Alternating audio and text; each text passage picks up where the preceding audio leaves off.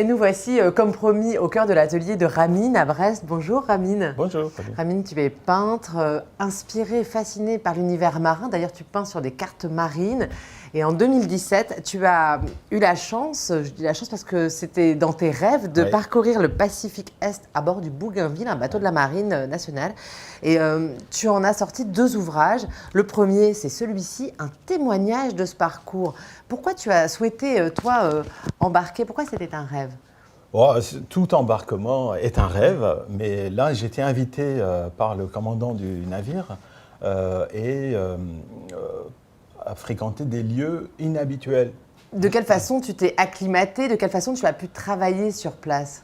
Alors, moi je travaille en général par l'image, je prends beaucoup de photos, là c'est pratiquement 6500 photos, à travers ces photos, j'extrapole plus tard, mais pendant le voyage je fais aussi des croquis et je collecte des documents et surtout je provoque la rencontre. C'est-à-dire que je vais vers les gens, je me glisse dans des groupes, je ne reste pas forcément avec les marins non plus. Alors combien de toiles ressortent de cette expérience, Ramine? 10 toiles à bord, 200 planches de bande dessinée à bord et beaucoup de croquis. Et après coup, 60 peintures en tout dans cette exposition. En 2 ans de travail. De quelle façon ce voyage a mis quelque chose de nouveau dans tes œuvres? Est-ce qu'au niveau de la couleur, des formes, de quelle façon tu t'es nourri là-bas? Oui, alors ici en Bretagne, on me connaît pour mes phares et mes marins dodus, costauds. Les phares rouges, des couleurs, phares dansants. Et évidemment, c'est devenu un langage. Et ce langage-là, j'ai essayé de conjuguer avec ce que je voyais dans le Pacifique. Il y avait des nouveautés, effectivement, des couleurs, notamment le bleu outre-mer. Bon, j'avoue mon échec, je n'ai pas réussi encore à faire ce bleu-là, mais j'y arriverai un jour. Et puis, beaucoup plus d'emploi de vert. Moi, je n'utilise pas beaucoup de vert, et là, j'ai commencé par obligation.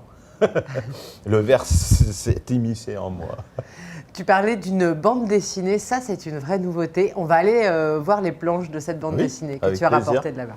Clipperton, île de la Passion, ça c'est la BD que tu ramènes, focus sur l'une des escales du voyage, Ramine. Ouais, c'était la partie la plus grosse de la mission, l'atoll de Clipperton, qui, comme son nom ne l'indique pas, est français. Et donc on avait des opérations de rafraîchissement des marques de souveraineté française, nettoyer les plages, estimer la dépollution des plastiques envahissants de cet atoll. Donc j'ai commencé à raconter ce que je voyais, ce que j'avais lu en croquis, dans l'idée de faire c'est ce que tu as fait là. Voilà, j'ai fait des croquis à bord qui, en gros, racontent d'abord la mission. Tout de suite dans l'idée d'une bande dessinée.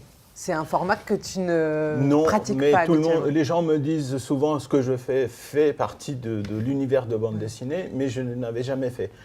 Et le médium bande dessinée est arrivé parce que raconter 3 mois de voyage et 300 ans d'histoire demandait à être présenté comme un film. Et une bande dessinée, ce n'est plus qu'un film en papier, en fait. Ramine, ton atelier accueille, donc les portes sont toujours ouvertes de toute façon pour le public, mais particulièrement jusqu'au 7 mars. Tous les samedis soirs à 18h, je fais une causerie avec l'aide des images, soit mes photos, soit des images d'archives, soit des cases de bande dessinée. Je raconte ces 300 ans d'histoire maritime. En général, ça plaît bien, mais c'est sur réservation. Sur réservation, n'oubliez pas. Merci en tous les cas, Ramine, pour cette jolie aventure que tu nous racontes. Merci. On ne peut que vous conseiller la lecture de ces 2 nouveaux ouvrages. À très bientôt pour un prochain JT.